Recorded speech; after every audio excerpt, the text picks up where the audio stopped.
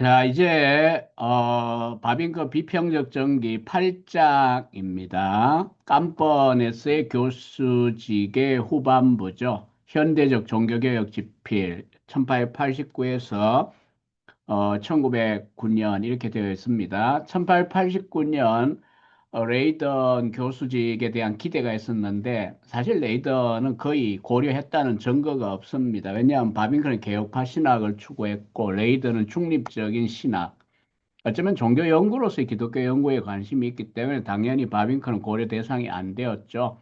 그래서 깜번이 계속 남습니다. 카이퍼의 방향성을 추구하면서 신약 교수인 린더보험과 갈등이 계속 정폭이 되어 갑니다. 국립대학들은 자신들의 여왕인 신학에 복종하기를 거부하고 있고 사립신학교는 섬길 만한 다른 학문들을 여왕에게 제공하지 않았다. 이건 조금 역설적인 표현이긴 한데, 당시에 바빙크의 입지에서 볼 때 그렇습니다. 1889년이 끝나갈 무렵에 바빙크는 설교와 관련된 예술, 역사, 문학, 언어학, 철학 등에 대하여 아름답고도 폭넓은 작품인 웅변, The Bear Spraken't Hate, 이 말을 잘함에 관하여 뭐 이런 의미인데 웅변입니다.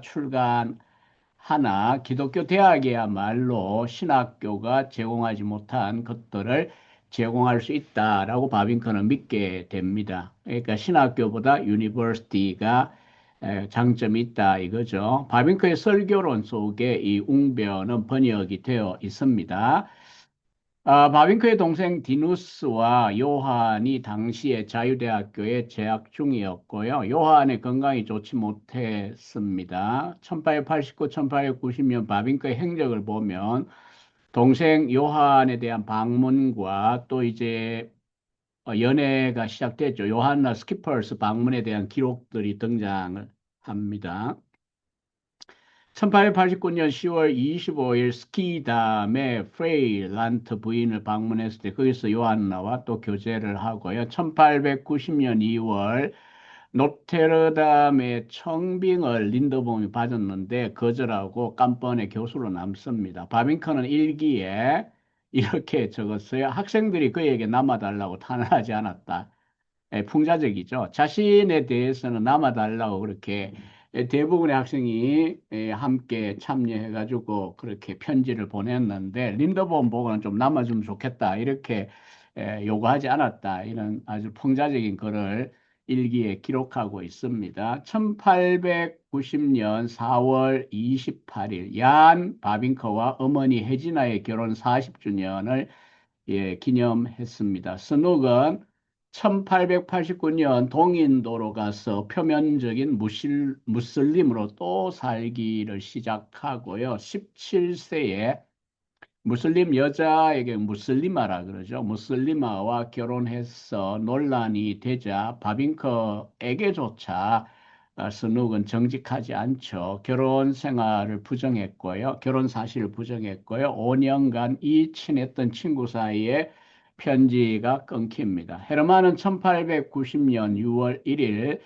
플라르딩언에 방문하여 설교하고 스키퍼르스에게 머물고 요한나와 교제하면서 너무 즐거움 요한나 6월 4일 스키퍼스 부부에게 편지를 보내고요. 이 결혼에 대한 승낙을 6월 8일 답신을 받고요. 또 요한나에게 편지하고 6월 12일 요한나가 청혼을 수락하는 답신을 보내옵니다. 6월 16일 플라르딩언에 방문하여 약혼을 공개적으로 발표하는 방식에 대해 요한나와 협의했고요. 6월 20일 약혼 상태로 둘이 함께 교회에 출석을 합니다. 1890년입니다. 바빙커의 나이 36일 때죠. 긴 시간 동안 첫사랑과의 사모하는 그 마음이 이어졌다가 이제 1890년에야 비로소 지금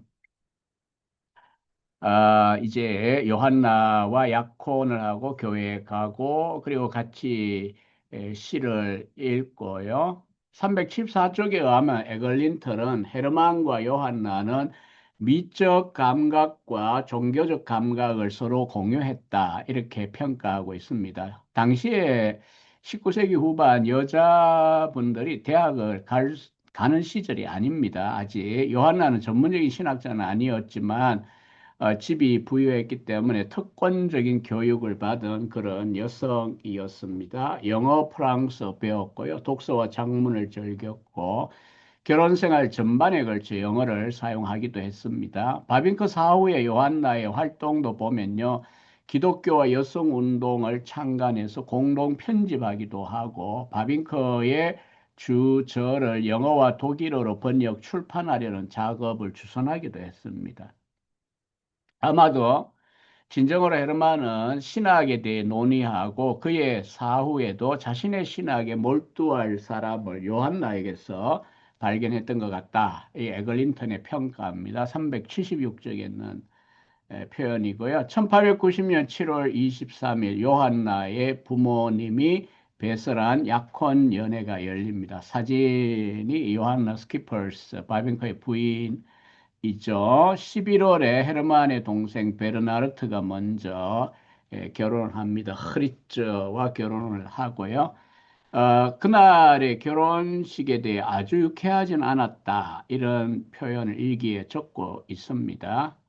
교의학과 윤리학 강의와 집필이 계속되는 가운데 바빙커는 새로운 네덜란드 성경 준비에 동참을 합니다. 카이퍼, 루트허르스, 볼저 등 이제 자유대학 멤버들이죠. 1237년 국가번역본 스타튼 프르 달링이라고 하는 화란식의 킹 제임스 버전 혹은 오서라이즈 버전이라고 할 수 있는 번역본입니다. 바빙 그 당시 일반 독자들이 읽기에는 어렵죠. 이미 200, 뭐, 5, 60년 지난 옛 번역이니까요. 새로운 개혁파 대학교, 새로운 정치정당, 반혁명당이죠. 새로운 개혁파 교의학, 윤리학과 더불어 하이퍼의 운동은 성경 자체에 대한 새로운 화란의 번역도 필요하다. 라고 하는 그런 운동이 되었고요. 3년 계획으로 시작했으나 5년이 걸려 번역은 끝이 나게 되어집니다.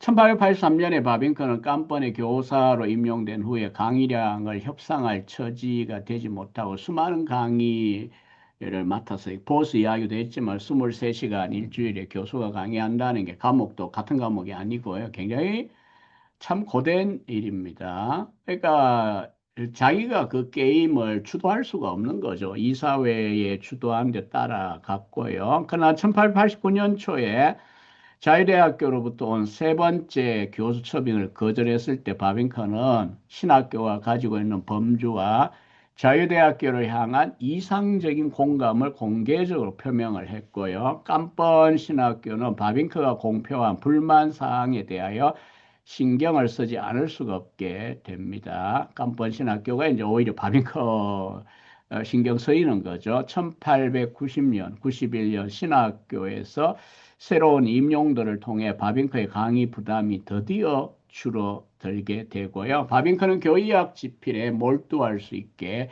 되어집니다. 1880년대 바빙크의 저술 활동은 왕성하지 못했습니다. 쩌빙글 윤리 박사 논문이고요. 순수신학 통론 편집한 거고요. 거룩한 신학의 학문 취임 연설문이고요. 얇은 팸플릿이죠. 그리고 1884년 다니엘 상트비들라 소세이의 신화 약간 그래도 조금 무게가 있는 책이고요. 1888년에 기독교와 교회 보편석 교장 임 연설이죠. 오버 드라프트 한 그 연설문이죠. 그래서 1889년 앞서 이야기한 웅변이라고 하는 얇은 또 이제 소책자입니다. 그래서 381쪽에 이 보면 만약 평생 동안 이런 수준의 글만 썼다면 바빙크는 거의 확실히 19, 20세기 신학에서 비주류 인물로 전락했을 것이고 기껏해야 영향력 있는 카이퍼나 꾸넌의 작품 속에 각주 정도로 등장하는 신학자가 되고 말았을 것이다. 에글린턴의 평가입니다. 하지만 1890년 개인의 상황, 요한나와의 약혼이라든지 또 강의 부담이 줄어드는 이런 환경의 변화는 바빙커를 이전과 다른 길로 안내합니다. 자신의 삶 속에서 새로운 위상과 더불어 자리매김하게 됩니다. 1884년부터 서기 시작했던 개혁교의야, 영어는 Reformed Dogmatics라 하죠. 하라는 헐레포르미어르도 도흐마틱이라고 발음합니다. 1895 1권, 97 2권, 98 3권, 그리고 1901년에 걸쳐 4권으로 출간을 하기에 이릅니다. 1901년 바빙커의 개혁파 윤리와 원고도 20여 년 가르치면서 상당히 진척을 보였고요. 출간은 안 했고, 2019년에 디르크 판 끓는 박사에 의하여 화라너가 나오고 이제 볼트 그룹이 영어로 완역을 하게 됩니다. 1891년 6월 바빙크는 마르튼 롤트 제이를 대신할 교사로 갤러스 보스 보고 오라 이렇게 권하지만 화란에 오지 않습니다. 그럼에도 불구하고 보스는 바빙크를 미국 신학계에 소개하는 일에 열심을 다했습니다. 그의 소개로 바빙크는 프린스턴 저널에 네덜란드의 최근 교의학적 사상이라고 하는 글을 기고하게 됩니다. 1891년 6월 15일에 요한나와의 결혼을 허락받은 후 6월 17일 깜번에서 결혼식 전 연회가 열리고요. 화려한 만찬의 저녁 식사는 금식보다 축제를 더 중요하게 여겼던 초기 신칼빈주의자들의 전형적인 모습이었다. 이렇게 이제 하링크와 더 포스라는 사람이 쓴 글을 인용해서 얼린턴이 우리에게 소개를 합니다. What ate them were van avond. 오늘 저녁 뭘 먹을까? 이런 소책자입니다. 7월 2일에 처갓집이 있는 플라르딩언에서 결혼식이 거행되고요. 시청에서 사회적 의식으로 먼저 결혼식을 진행을 해요. 그 다음에 이제 시드러스 목사의 추례로 교회에서 결혼식을 하고요. 오후 6시에 스키담으로 가서 다음 날 새벽 4시까지 연회를 했습니다. 파리와 제네바의 신혼여행을 보내고요. 깜번의 신혼집으로 돌아옵니다. 이거는 이제 현대 그 구글 사진을 찍다 보니까 이 차도 있죠. 이 건물은 그대로입니다. 사블로니에 가드 32번지이고요. 요런 깜번에 있는 집에 살았고요. 여기에 학교 근처 어디입니다. 자, 1880년대 바빙컨은 실제 세상 속의 사회적 기관들의 변화를 목도했습니다. 1891년 바빙컨은 산업 노동자들의 생활 환경과 근로 조건에 대한 언지를 통해 정치적 영역에서 이상을 실현하기 위한 자신의 공개적인 발걸음을 내딛기 시작합니다. 당시는 19세기 두 번째 산업혁명이 전개되던 시기였습니다. 소위 사회 문제, the social question, social question이라고 하는 주제가 대두가 됩니다. 기업가들이 어떻게 자신의 산업 노동자들을 대해야 하는지, 산업 노동자들의 삶은 어떠해야 하는가, 또 어린이 노동을 수용 가능한가 아닌가, 국가는 이 문제에 개입해야 하냐 아니냐에 관련한 사회적 문제가 제기되고요. 1891년 11월 9일부터 12일까지 암스테르담에서 제1차 기독교 사회 회의 소시알르 콩그레스가 개최되고요. 이때 카이퍼는 기독교와 사회 문제에 대해 강연했고요. 우리말로도 이 영어에서 번역이 되어 있습니다. 화른어에서는 아니지만 굉장히 내용 읽어보시면 흥미로우실 겁니다. 바빙크도 이 회의에 초대를 받아 사회 문제에 대한 일반적인 원리들을 성경과 더불어 특히 10계명에 집중해 세워달라는 요청을 받았고요. 그의 강연은 2010년에 존 볼트가 영어로 번역해가지고 이렇게 거기에 인용했죠. General Biblical Principles and the Relevancy of Concrete Mosaic Law for the Social Question Today 라고 해서 영어로 약 36페이지 정도 분량으로 최근에 소개가 되었습니다. 391쪽에 있는 에글린턴의 평가에 의하면 바빙크는 인간이 가진 이런 독특한 상태를 설명하면서 모든 인간은 저 공장 소유주와 노동자 모두는 똑같은 존엄성을 가지고 있고 무거운 짐을 지지 않을 삶을 살 권리가 있다라고 주장합니다. 바빙크는 밤낮 없이 생산 라인 앞에서 끝없이 노동하는 것은 하나님의 형상에 어울리지 않는 모습이라고 지적했습니다. 바빙크는 주의 깊은 신학적 주장 이후에 분명한 실천적 주장들도 몇 개 제기합니다. 바빙크는 빈곤과 자본 및 토지 재산의 축제를 반대했고 모든 사람을 위한 최저 생활 임금을 말했습니다. 지금은 익숙하지만 백수십 년 전에 익숙치 않은 이런 목소리이죠. 더구나 카이퍼와 바빙크 같은 정통 개혁주의를 추구하는 신학자들이 사회적으로 이렇게 목소리를 내는데 둘 사이에 연설은 차이가 있어요. 바빙크 강의는 온건하고 보수적이지만 바빙크의 강의는 카이퍼의 강의만큼 영향을 미치지는 못합니다. 카이퍼 대 바빙커. 예. 둘 다 소천하고 난 다음에 훅스트라라는 제자의 평가를 한번 보시면요. 바빙커는 그의 기질과 교의학적 확신과의 관계를 살펴볼 때도 플라톤보다는 아리스토텔레스에 좀 더 기울고 부분적으로 카이퍼와의 차이점이기도 해요. 미래에 이 두 위대한 정신들은 계속해서 서로 비교될 것이고 후세는 이 연구에서 생산력 있는 영역을 갖게 될 것이다. 나에게 이 두 사람 사이의 중요한 구별점은 바빙크가 아리스토텔레스적인 정신을 가졌다면 카이퍼는 플라톤적인 정신을 가졌다라고 보이는 거고요. 바빙크는 선명한 이해를 가졌고 카이퍼는 반짝이는 개념을 가졌다라는 것입니다. 바빙크는 역사적 사실로부터 세워 나가고 카이퍼는 직관적으로 이해된 생각들로 사고했습니다. 바빙크는 주로 인덕티브, 귀납적이고 카이퍼는 주로 디덕티브, 연역적이었다. 이 훅스트라 실천신학자이죠. 의 이제 비교입니다. 이런 차이는 결코 극복되지 않고요. 후일 바빙커가 암스테르담에 교수할 때도 두 사람 사이에는 많은 긴장이 생기는데 원인이기도 합니다. 그러나 1892년 두 사람은 교회적인 연합에 있어서는 결실을 보게 됩니다. 드디어 분리파와 돌레안 지파가 교단 통합을 통해 화란 개혁교회, 이 교단 이름으로 이렇게 쓰인 거예요. 헐레포르미어르드 게르건 인 네덜란드 헤이가 N이 출범합니다. 700교회, 425명의 목사, 37만 명의 교인들. 굉장히 크죠. 자, 다시 하란 기독교계의 지각 변동이 일어났습니다. 그리고 이 교단 연합에 대해 분리파 중에는 안 따라간다라고 하면서 이제 남은 사람들이 링언, 판 링언과 비스라는 사람 주도하에 세 개의 교회입니다. 작죠. 그러나 세 개의 교회.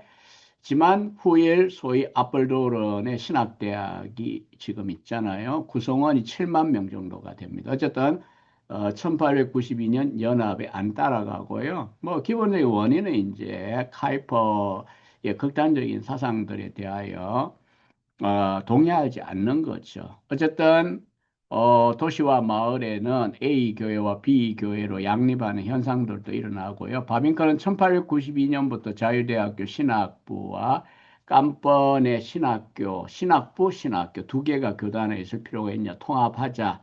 단일화에 대한 이제 노력을 카이퍼 그룹과 함께 하고요. 린더범은 또 거기에 대해 굉장히 반대를 하는 입장에 서죠. 이거는 이제 인터넷에서 여러분이 찾을 수 있는 그걸 제가 퍼온 것입니다. 여기에 이제 네덜란드 교회의 분열 역사죠. 이 좌편선이 국교회고요. 34년에 핸드리크 코크의 분열, 그러니까 첫 번째 분리가 있고요. 1886년에 돌레안치 그룹이 이렇게 분리해가지고 그다음에 이제 그 통합된 교단이 이렇게 내려오고요.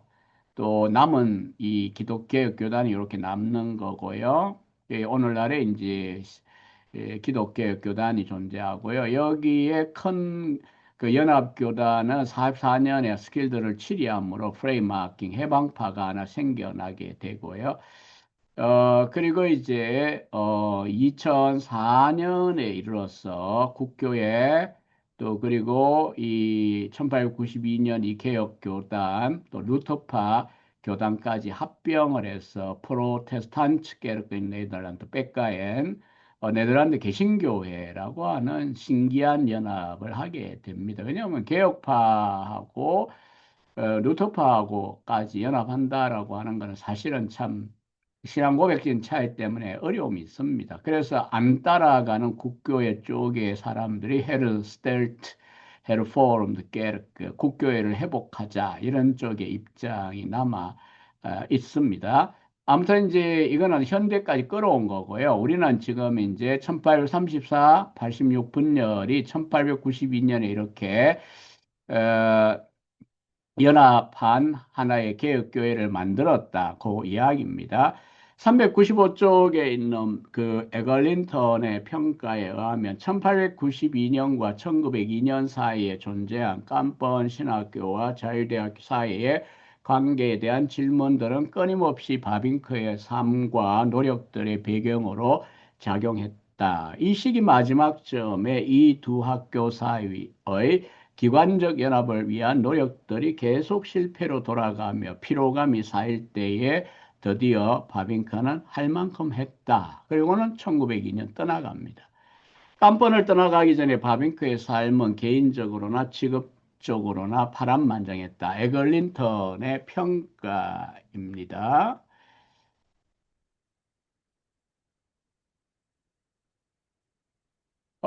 1890년 처음 언급된 미국 여행이 1892년에 교회적 연합이라는 역사적인 배경에서 성취가 됩니다. 당시 미국 하란 이민자 사회에서는 RCA 1728년 설립이고요. 그랜드 레피즈 칼빈신학 관련된 CRC 1857년 설립이죠. 두 교단이 화란 이민자의 후예들 가운데 존재했고요. 네덜란드에서처럼 이 교단도 연합할 수 있느냐 이런 질문이 있었습니다. 토론토에서 열린 세계 장로교회에 참석하는 방문 목적 중에 하나였습니다. 거기에서 바빙크는 네덜란드에서 물결을 만들어 갔던 신칼빈주의의 새로운 회생을 위한 대사로서 연설하려고 했습니다. 1892년입니다. 바빙크는 개혁파와 칼빈주의를 구분하여 차이점을 열변을 합니다. 개혁파라는 표현은 단순히 종교적, 교회적 특성을 표현합니다. 그러므로 이 표현은 순수하게 신학적인 개념입니다. 칼빈주의는 넓은 적용을 포함하고 정치, 사회, 시민 영역 속에서 구체적인 유형을 의미합니다. 이 용어는 개혁자의 강력한 정신으로부터 탄생된 개념으로서 전체적으로 삶과 세계에 대한 특징적인 관점으로 대변이 되어집니다. 칼빈주의자는 단순히 교회와 신학뿐만 아니라 사회, 정치, 학문, 예술 속에서 구체적인 특성과 구별된 인상을 드러내는 그리스도인의 이름입니다. 그 이후에 이제 6년 뒤에 카이퍼가 프린스톤에서 칼빈주의 강연할 때 첫 강의에서 소개하는 칼빈주의 정의하고 유사하다는 게 감지가 되죠. 바빙크는 장로교 회의에 참석하여 단순히 개혁파로 머물러 있던 사람들 속에 칼빈주의를 확산시키고자 목적을 했습니다. 첫 번째 미국 여행 기록이 에글린턴의 정기 625쪽 이하에 나의 아메리카 여행이라고 번역이 되어 있습니다. 1892년 7월 22일 동료 비랭아 교수와 더불어 로테르담을 떠났고요. 퀘벡시에 내려 그랜드 레피즈로 이동하여 게알더스 보스와 지내고 홀란드로 가서는 도스크와 같이 지냅니다. 친구들이죠. 9월 22일 토론토에 돌아가 회의에 참석하고요. 공동체와 국가들의 도덕적, 종교적 상태에 대한 개신교, 종교개혁의 영향이라고 하는 강연을 합니다. 바빙크가 옹호한 칼빈주의는 카이퍼의 특성이 선명히 묻어 나왔습니다. 루터파나 제세례파와 달리 칼빈주의는 개인과 공동체를 총체적으로 개혁하려고 했다라고 주장을 합니다. 가정, 학교, 교회, 교회 정치, 국가, 사회, 예술, 학문 등 모든 영역은 하나님의 영광을 위해 일하고 발전되어야 한다라고 하는 내용입니다. 바빙크는 칼빈주의가 로마 교회 국가들 속에서는 일정 부분 찾을 수 없는 문화들, 즉 비범한 행위, 사고의 선명함, 종교적 마음, 자유에 대한 사랑, 국민의 도덕성의 보물에 의해 스스로를 구별시키는 문화들을 만들어낸다고 제안했습니다. 1898년 카이프의 칼빈주의 강연에서 펼쳐질 내용들과 유사하다라고 제가 앞서 지적한 대로죠. 회의에 참석한 후에 미국 뉴욕을 방문하고요. 브런즈윅 신학교를 방문합니다. 프린스턴 신학교를 방문하여 벤저민 워필더와 식탁 교제를 합니다. 10월 5일 뉴욕 출발, 리버풀 경유하여 네덜란드에 도착하고요. 석 달여의 여행 기간이고요. 11월 25일자 더 바자인지에서는 바빙크 박사는 칼빈주의를 옹호했다. 이런 평가가 실립니다. 바빙크는 귀국 후에 여행 보고를 위하여 강연 집회를 하는데 신기한 건 요즘 뭐 유튜브나 이런 시스템이 아니니까 유료 그 참가료를 받고 그런 미국 여행 어떤 거였다 뭐 이런 거 소개하는 그런 집회들을 했어요. 미국에는 칼빈주의보다 알미니안주의가 더 뿌리 내리고 있다고 소개하면서 404쪽에 인용된 표현에 의하면 아메리카인은 칼빈주의자가 되기에는 너무 스스로를 지나치게 의식하고 의지가 지나치게 강하다. 이 아메리칸 스피릿을 잘 파악을 하고 있죠. 미국은 도덕주의적 이신론의 땅이었고 앞으로도 그렇게 남아있을 땅이었습니다. 바빙크는 후일에 개혁교의학 1권에서 미국 칼빈주의의 미래는 낙관적인 장밋빛이 아니었다라고 당시에 그 평가를 실었는데 1895년 초판 일권에서는 미국 갔다 와 3년 뒤죠. 이때는 현재는 개혁신학의 전성기에 호의적이지 않아 보인다. 이렇게 부정적으로 적고 있는 걸 볼 수가 있습니다. 자, 이제 1893년 해가 바뀌었어요. 10월에 바빙커를 자유대학교에서 네 번째 초빙을 합니다. 구약 주의 교수. 신약, 교회사, 구약, 세머, 뭐 이렇게 과목을 바꿔가면서 교수가 빌 때마다 초빙을 하는데요. 이거 뭐냐 싶은 느낌이 들 텐데요. 사실 네덜란드의 교육이란 것은 충분히 신학 전 분야를 공부를 잘하고 나야 박사가 되기 때문에 어느 분야를 맡든지 돌아가면 그냥 부임하면 그냥 가르치는 거예요. 뭐 교의학에서는 교의학 가르치면 제일 좋은데 그게 아니고 헤르만 리델보스의 아버지죠. 바빙크 지도하에 존 에드워즈 신학으로 논문 썼거든요. 그리고 이제 깜번에 갈 때는 구약 교수로 간다고요. 구약 교수. 혹은 허레이 다누스도 첫 바빙크의 박사 제자가 될 건데 이 양반도 물론 교부 시대 헬라어에 능통한 그런 논문을 쓴 거지만 기독론에 있어서 깜번에 신약 교수로 간다고요. 바빙크는 어느 분야를 맡더라도 물론 준비해서 가르칠 수는 있습니다. 그러나 바빙크는 이 네 번째 초대도 이제 결국은 거부합니다. 왜냐하면 개혁교의학 1권이 이제 집필을 마무리하는 단계에 있는데 그리고 자기 집처럼 평안하게 느껴질 만큼 교의학에 익숙한데 새로운 과목을 맡으러 간다는 게 이제 힘이 든다고 느껴진 거죠. 바빙크는 물론 처음에 마음이 움직였다고 해요. 우리 편에서 구약 연구는 반드시 힘있게 설명되어야 합니다. 그리고 이 일에 적합하고 현재 가능한 사람이 누군지 모릅니다. 만약 이런 사람이 있다면 전 바로 그 사람을 이 일에 끌어들일 것입니다. 이렇게 답을 했고요. 1894년 1월 18일 카이퍼에게 보낸 편지에서 바빙크는 구약 추해라고 하는 분야에서 자신이 매우 작고 변변치 않은 것으로 시작해야 될 것 같다라고 고백하고요. 막 출간된 카이퍼의 신학백과 를 읽고 자신의 개혁교회학 1권과 유사성을 깨닫습니다. 1895년 강의실에서 바빙크는 카이프의 백과사전에 대해 철저하게 다루고 카이프의 방법론, 사변적인 결론을 지향하는 경향성, 기독교 학계와 비기독교 학계 사이를 날카롭게 반립구조로 설정하는 표현들에 대하여 수업 시간에 불만족을 표현을 합니다. 412쪽에 있는 에글린턴의 평가입니다. 신학 백과는 바빙크가 선택한 영역, 교리학의 공간을 가득 채우고 있었다. 이런 국면 때문에 구약 연구로의 이동이 실망스러울 수도 있겠지만 한편으로는 충분히 젊은 사람이 새로운 과목을 시작하는 데 성공 가능한 위안이었을 수도 있다라고 합니다. 1894년 3월 28일자 보스 답신입니다. 구약 역사 영역에서도 잘할 거라고 인정을 했죠. 그러나 만약 바빙크가 떠나면 깜판 신학교 교사직은 극단적인 분리적 인사에게 넘어갈 가능성이 있었습니다.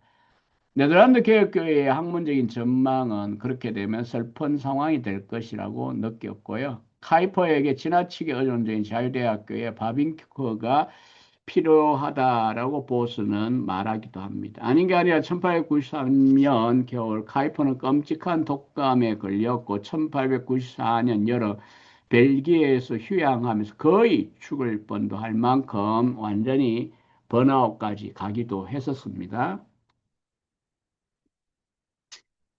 결국 바빙크는 1894년 초 헬레니우스 더 콕의 별세 후에 비스터펠트가 후임 교사가 되면서 자기 제자기도 하죠. 깜번에 남기로 합니다. 카이퍼리안이었던 동료와 더불어 신학교의 문화를 바꾸고 다른 종류의 졸업생을 길러내는 것이 1894년 초 가능하게 되었습니다. 그래서 1895년 5월 21일자로 자유대학 이사장인 호비에게 보낸 편지에서 저는 제가 현재 일을 중간에서 멈추고 완전히 다른 종류의 주제로 옮기는 자기 부인으로 셀프 디나이얼로 청빙받았는지는 모르겠습니다. 여기서의 저의 교수직이 다른 사람에 의하여 쉽게 채워질는지 모르겠습니다. 실수를 저지른 것보다는 중간에서 멈추는 것이 낫겠습니다. 라고 이 거절 편지를 이사장에게 보냅니다. 1894년 11월 25일 요한나 혜진아 유일한 혈육이죠. 딸 하나뿐이었어요. 이제 애칭으로 하니라고 불렀는데 1894 그리고 1971년까지 예. 그래도 뭐 어느 정도 장수한 셈이죠. 77세를 살았죠. 이 혜진아라는 딸이 태어난 후에 첫 주일에 뭐 관례대로 바빙크가 딸 하니에게 일찍 유아세를 베풀고요. 그 다음에 동생 꾼나트 베르나르두스의 아들 요한 헤르만 바빙크 후일의 선교학자도 1895년에 출생을 하니까 둘 사이는 한 살 누나가 되겠습니다. 사촌. 바빙크의 영어 글 The Future of Calvinism, 칼빈주의의 미래라는 글이 미국의 1894년 공표가 되고요. 1894년에 교장을 하고 또 한번 이임할 때 일반 은총을 강연하고요. 출판을 합니다. 역시 소책자죠. The Algemeine Gnade라고 하는 글이고요. 우리말은 영어에서 이렇게 번역을 했습니다. 일반 언총으로 번역이 되어 있고요. 책자가 이렇게 생겼고요. 바빙크는 균열될 다원주의 시대에 칼빈주의야말로 이 세상 속의 삶을 더 행복하게 만들 수 있기 때문에 칼빈주의의 꾸준한 지속성이 다른 현대적 경쟁자들을 훨씬 더 능가할 것이라고 주장을 합니다. 바빙크는 칼빈주의가 그것 자체의 전체론, 홀리즘에 의해 현대적 삶과 하나님 사이의 관계성을 재조정함으로써 현대적 삶의 무질서를 회복시키며 이를 통해 신자들이 참된 행복을 위해 이 세상 너머의 것을 바라보게 한다라고 주장을 합니다. 420쪽에 인용된 글을 좀 읽어보겠습니다. 칼빈주의자는 매사에 하나님께로 되돌아가는 자이고 궁극적이며 가장 깊은 원인 되시는 하나님의 주권적이고도 선하신 기쁨으로 모든 것이 되돌아가기 전에는 만족할 수 없는 사람이다. 칼빈주의자는 사물들의 외관 속에서 자기 스스로를 절대로 잃어버리지 않고 오히려 사물들의 실제 속으로 꿰뚫고 들어간다. 칼빈주의자는 현상들 뒤에서 보이는 것들로부터 태어난 보이지 않는 본질을 찾는다. 칼빈주의자는 역사의 중간에서 입장을 취하지 않으며 오히려 시간으로부터 영혼의 높이까지 올라간다. 칼빈주의자는 자신의 마음, 생각, 삶을 되어가고 변하고 영원히 스쳐 지나가는 땅에 있는 이런 것들 속에서 찾을 수 없는 자다. 칼빈주의자는 성전들에 머물지 않으며 오히려 지성소로 들어가기를 원한다. 칼빈주의자는 영원한 관점 아래에서 모든 것을 본다. 이게 이제 칼빈주의 미래라는 영문글에 있는 문장입니다.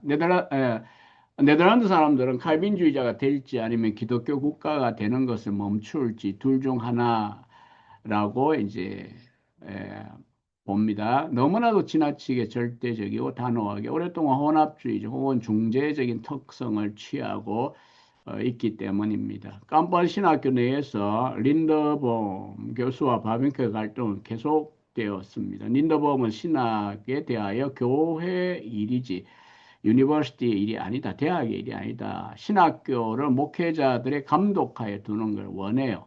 그러니까 교단 목회자들 보기에는 참 린더범이 마음에 들 수 있죠. 바빙커는 깜번 신학교가 자유대학교의 신학분과 교수진들과 연결되는 신학교가 되는 이상향을 목표로 설정을 하고 신학생 관리 책임을 이사들이 아닌 신학교 교수들에게 부과해야 된다라고 보았습니다. 1894년 도르트 신경 강해 에보토 도르트라세노라고 하는 라틴어 제목이지만 하란어로 된 강해죠. 2권 출간을 통해 카이퍼는 영원 칭의론을 주장하고 바빙커는 이에 동의하기가 어려웠고요. 이 카이퍼 바빙커 사이에도 긴밀하면서도 이런 이제 극단적인 문제에 대하여 논쟁이 시작이 됩니다. 1895년 드디어 성경 새 번역본 신칼빈주의자의 번역본이 나오고요. 1896년에 또 작은 판본이 나와 인기를 누리고요. 1895년 개혁교회 1권이 깜뻔 보스, 꼭은 2판이고요. 보스에 출판이 되고요. 서문에 보면 오래된 것을 오래되었다는 이유로 단순히 찬양하는 것은 개혁파적이지 않으며 기독교적이지도 않습니다. 교회학은 무슨 가치가 있었는가를 묘사하지 않으며 오히려 지금 무슨 가치여야만 하는가를 묘사합니다. 교회학은 과거의 뿌리를 내리고 있지만 미래를 위해서 일한다라고 이제 밝힙니다. 네 권이 간행되었을 때에 2875쪽이라 되는 대작입니다. 당시 개혁교회학이 어느 책과 비교해도 손색 없는 작품이라는 사실을 꽤 잘 인지하고 또 바빙커는 성공을 기대를 했었습니다. 개혁교회 1권을 출간하므로 똑같은 신학적 영역 속에서 카이퍼의 그 대표작인 신학백과와 약간의 치열한 경쟁을 펼치는 양상이 되었고요. 어떤 이들은 후자를 폄하하기 위하여 전자를 지켜 세우기도 했습니다. The Head Out지 카이퍼가 이제 책임졌던 그 주간지잖아요. 바빙크의 개혁교회학과 카이퍼의 신학백과는 상호 보완적인 작품들이고 둘 다 개혁파 원리들을 향한 같은 헌신의 철저히 뿌리 내리고 있다라고 그래도 잘 평가를 했어요. 1898년 봄 95년 말 린더범은 카이퍼와 바빙크와 레이던의 신학자들에게 굴복했던 정과의 죄책을 가지고 있다. 이렇게 비판하기까지 합니다. 그들이 신학을 독립적인 학문으로 설정해서 세속화시켰고 결국 속이 텅텅 빈 껍데기로 만들었다라고 비판을 합니다. 바빙크가 말하는 개선이 아니고 프르바스티어링, 변질이다 이렇게까지 매도를 합니다. 또 게다가 카이퍼와 로만 사이에 갈등이 있는데 거기에 바빙크도 개입하게 됩니다. 카이퍼의 원대한 계획으로는 자유대학교의 모든 학문 분과들, 당시에 뭐 신학도 있고요, 법학도 있죠. 법학 포함하여 개혁파 원리들을 적용함을 통해 학문 분과들을 기독교화하려는 게 카이프의 이상인데, 법대 교수인 로마는 이런 원리들이 성경과 관련되어 선명하게 드러나는 원리들인지, 혹은 이런 원리들이 자유대학교의 법학 공부를 구별된 공부로 만들 수 있는지에 대한 의심과 회의를 표현했습니다. 투표권에 있어서도 카이퍼는 일반 대중에게 확장하는 쪽을 지지했지만, 로마는 자비로운 전문 계급에 의한 정치의 지지를 보냅니다. 같이 속한 반혁명당 내부의 갈등이 일어나죠. 당 의장 칼퍼고요. 로마 로마는 하원 내의 반혁명당 클럽 의장이었습니다. 근데 이제 정당 안에서도 이런 갈등들이 시작이 되는 겁니다. 1895년 스케이버닝은 그 또 남부의 해안 도시죠. 거기에서 조사위원회가 모이고요. 로만의 자유대학교의 비평에 대해 조사하기로 하고 공정한 바빙커를 위원장으로 선출을 했습니다. 그러나 바빙커는 친카이퍼적으로 행동을 합니다. 이걸 보고 이제 자인포스트 스캔들이라고 부릅니다. 결국 노만과 그의 아들도 자유대학 교수직을 떠납니다. 그의 사돈이자 이사장이 누구냐? 이 호비도 자유대학을 떠나게 돼요. 로마는 반혁명당을 떠나 기독교 역사적 연합이라고 하는 정당을 형성하고요. 1980년에야 다시 체대아, 에, 체대아로 다시 합당을 하게 됩니다. 반혁명당과 로만이 세웠던 기독교 역사 연합이. 자, 글리슨의 정기를 잠깐 이제 우리가 곁들여 보면요. 바빙커의 처신에 대해 비평적이에요. 에글린턴은 이해하고자 하는 편에 쓰고요. 1890년대 카이퍼의 영향하에 있는 바빙커라는 점을 보여주고요. 카이퍼는 정치적 야망의 인물로도 비난을 받긴 하지만 소시민들에게 칼빈주의적 권한을 이양하며 귀족적인 지배 계층을 공격하는 인물로 묘사되기도 합니다. 흔히 영어로 리틀 피플이지만 하라너, 클레이너, 라위든이라고 하는 이런 그룹의 사람들에게 카이퍼는 대변자죠. 로만의 경우에는 이제 그 반대쪽에 있는 거죠. 바빙커 카이퍼는 기독교 국가로서의 네덜란드의 미래가 신칼빈주의의 발전에 근거한다고 믿었습니다. 표면적으로는 로만의 태도와 자세가 신칼빈주의와 본질적으로는 현대 기독대학의 현대적 개혁을 불러일으키는 일에 의존하고 있는 반지배계층 민초들에게, 심지어 기독교 국가로서의 네덜란드의 미래에 정치 실존적 위협을 가하는 것처럼 보였습니다.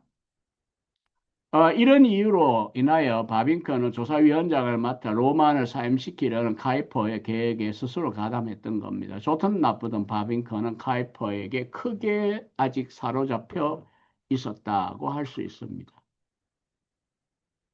자, 이제 형제의 죽음의 항목을 넘어갑니다. 자유대학교에서 국가에 대한 칼빈주의적인 교리라는 주제로 박사 논문을 쓰고 있던 바빙크의 막내 동생 요한네스가 1892년 12월 26일에 24살로 죽습니다. 형제 베렌디누스는 1897년에 20년간의 네덜란드에서의 폐결핵 사망률에 대한 박사 논문을 쓰게 됩니다. 헤르만은 이미 두 누이와 두 형제를 사별한 슬픔을 가지고 있습니다. 다시 한번 이렇게 박스를 만들었지만 13세 요절, 10세 요절, 2주 안에 사망.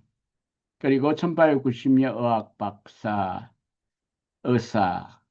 자, 그리고 이제 박사 논문 서는 중에 요하네스 헤리트는 소천을 하게 되죠. 그러니까 뭐 이전 그 강록 때도 말했지만 장남 헤르만, 삼남 꾼나트 목사, 사남 베렌디스 닥터죠. 의학 박사니까 요 세 사람만 그 살아 남습니다. 1897, 1901년 어간을 또 다른 각도에서 보면 다작의 시절입니다. 1897년 개혁교회 2권이 나와요.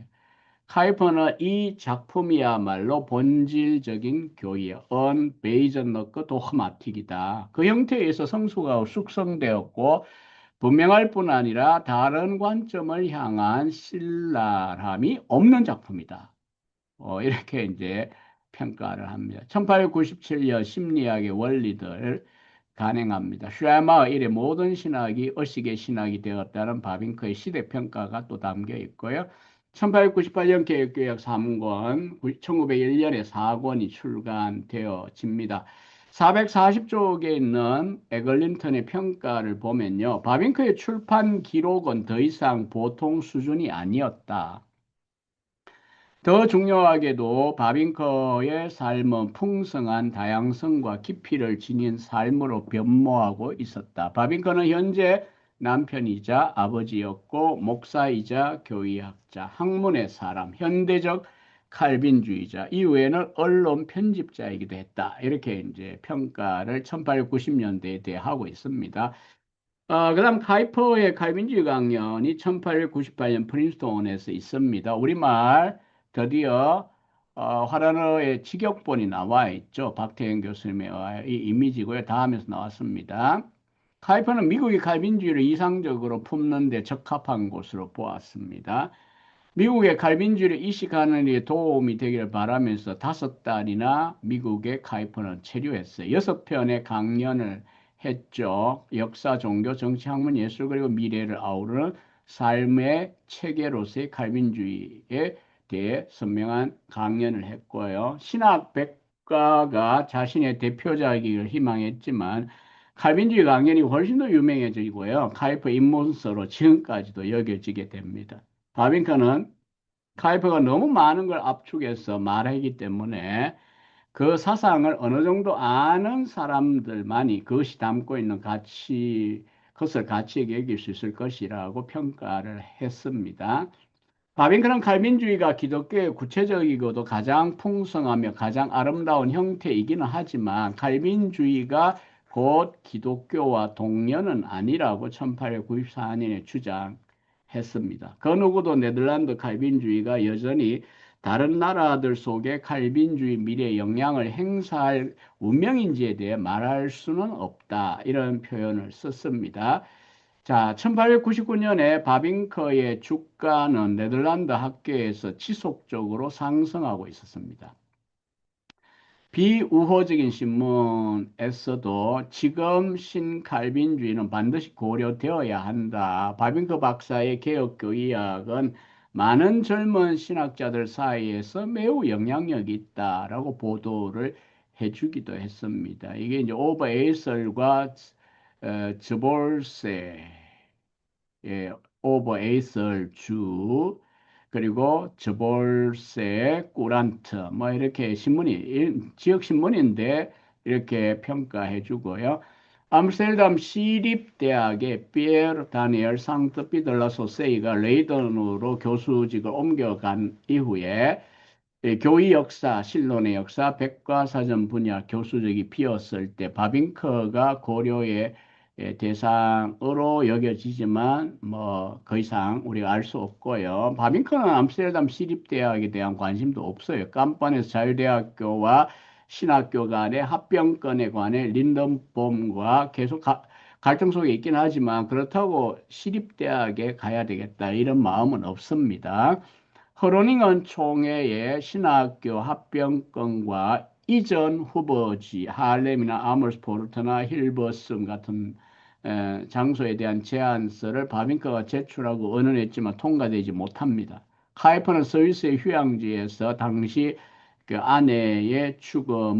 아내와 사별을 합니다. 이런 맥락 속에서 린더본과의 대척점에 서서 깜번에서의 학문적 신학의 미래에 대해 옹호했던 바빙크의 노력들이 그의 집필 계획을 압도하면서 그 소책자들이 나와요. 1899년에 신학교와 자율대학교, 교회들의 권리와 학문의 자유, 또 그 다음에 1899년 말 교장을 세 번째 하고 이임할 때 박사의 직분이라고 하는 연설을 합니다. 이 파스가 네 개의 학문적인 그 강연을 모아가 영역본을 내었어요. On Theology라고 하는 레이던 버릴에서 나와서 책값은 100불이 넘습니다만은 굉장히 중요한 또 바빙커 연구자라면 필요한 책자죠. 어쨌든 박사의 직분에 대한 연설에서 바빙커는 린더범이 주장했던 교회적 신학과 학문적 신학 사이의 냉혹한 긴장은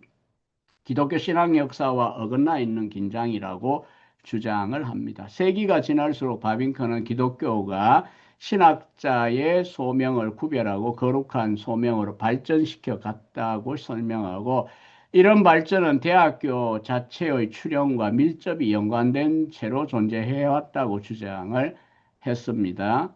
개혁교의학 4권의 출판도 미룬 채 바빙커는 신학교와 자유대학교 신학부 통합권에 매달립니다.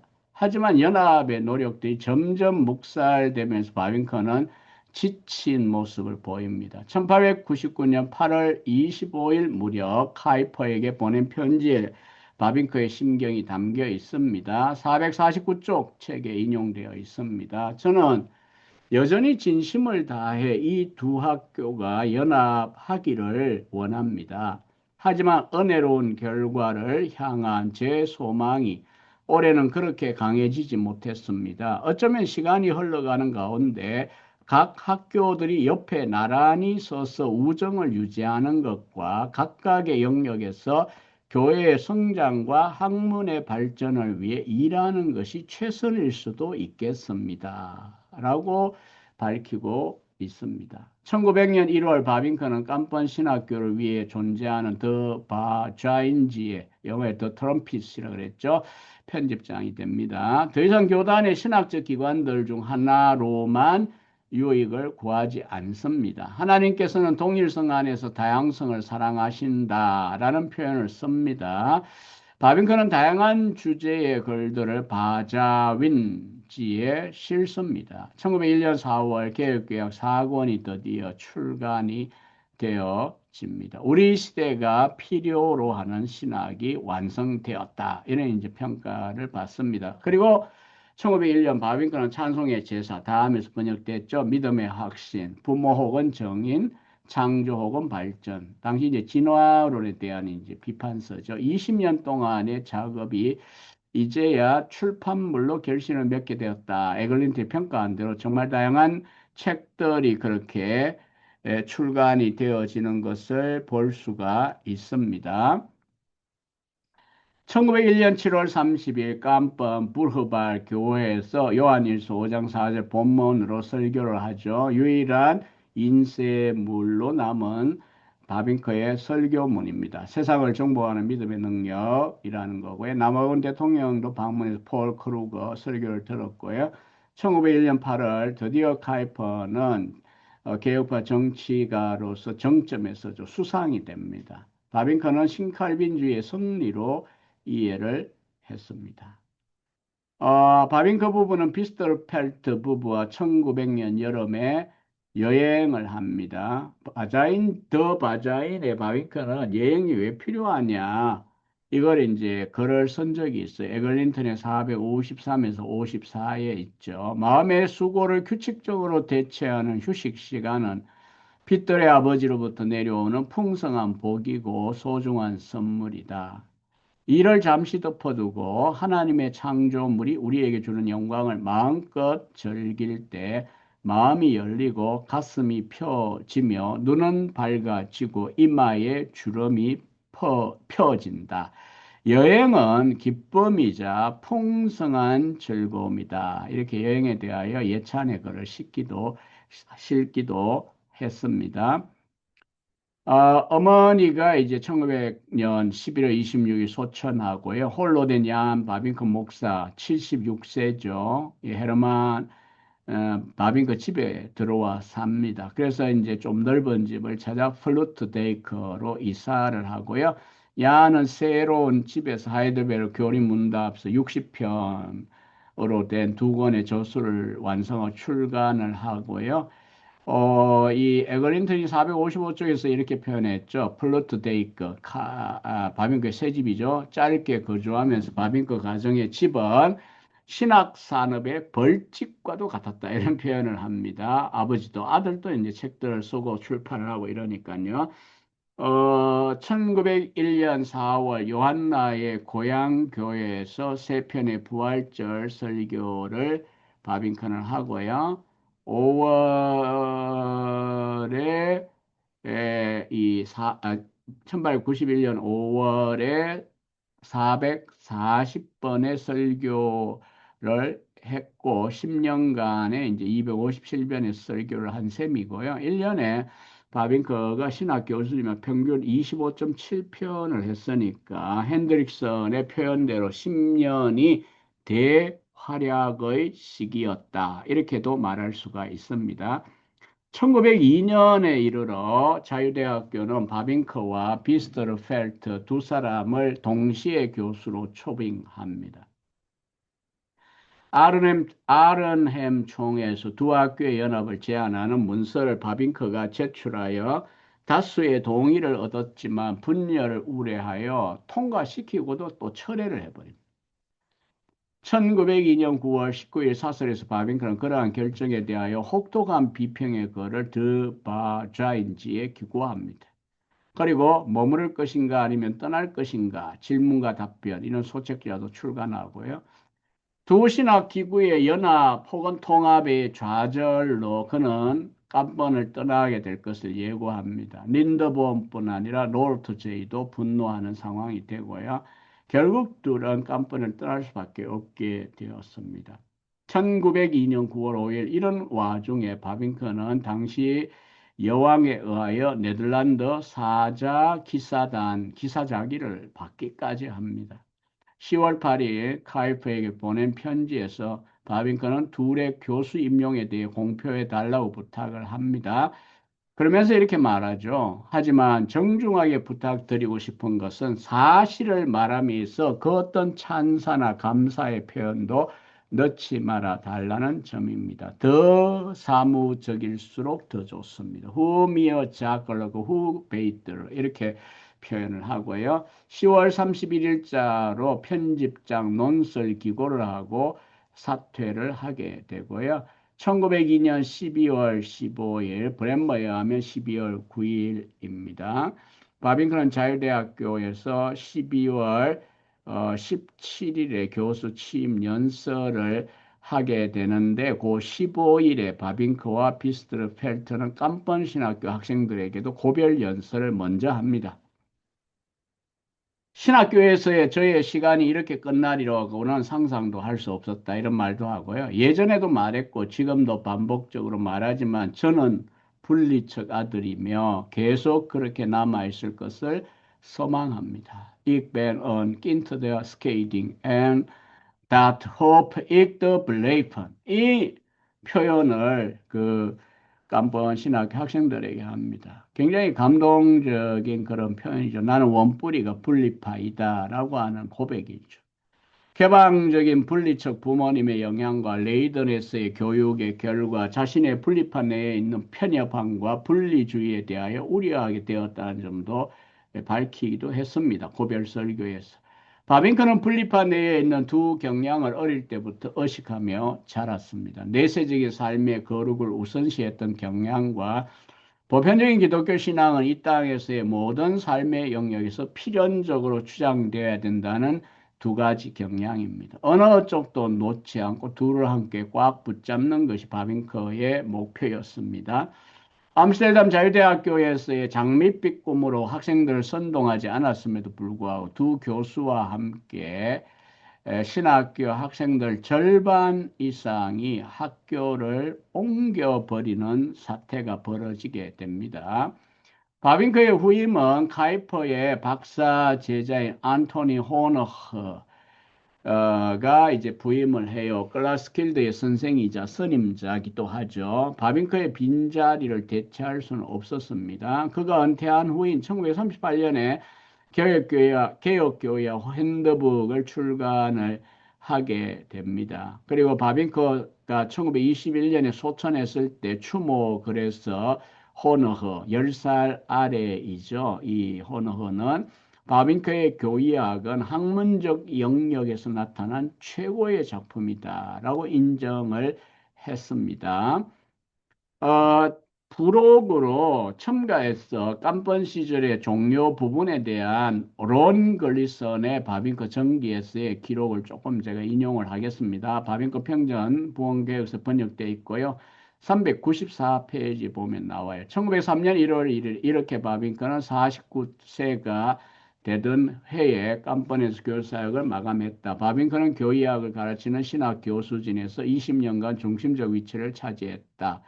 그 20년간의 시간은 바빙크의 소중한 형성기였는데 비단 바빙크가 유력하고 대단히 권위 있는 교의학자로 부상하기 위해서만이 아니라 신자와 목회자로 꾸준히 사역하는 일에도 중요했다. 에이슬강 인근에 자리한 깜뻔은 이 위대한 인물이 고금의 위대한 철학자와 신학자들의 난해한 사상들을 폭넓게 탐독하고 논하며 자신이 사랑하고 자신을 사랑하는 학생들에게 철학, 교의학, 윤리학을 가르친 곳이었다. 바로 이 조용한 네덜란드 마을의 경계 안에서 가장 뛰어난 신학자 한 사람이 열정적으로 자신의 일을 했다. 깜번은 네 권으로 된 개혁교의학이 세상에 태어난 장소였다. 바빙크는 자신의 걸작이 교회 교의학이라는 특징을 지니기를 소원했는데 자신이 바라던 소원을 성취했다. 뭐 논글리슨의 이 평가의 글도 멋지죠. 다만 이제 1902년 12월 17일에 자유대학교 취임 연설을 했다는 점을 우리가 생각해야겠습니다.